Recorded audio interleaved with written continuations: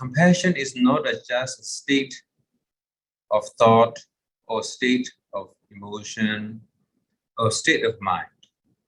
Compassion actually is arising from the innate nature. So many of us, we have lack of understanding of innate nature. So I just want to say, give you an example. When you see the reflection of the sun to the different lake in the world and ocean,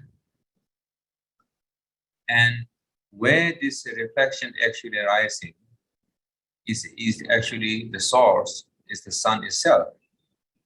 So it's not 1,000 suns, but it's only one sun in the sky.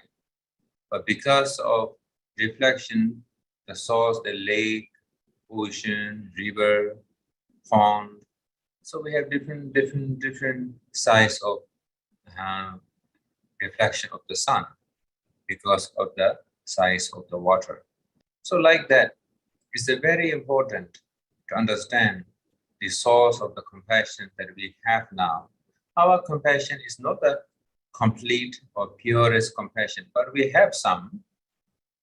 But we should know that is not just only because of somebody teaching us or is some kind of condition or like that, but actually arising from the source of compassion is our innate nature.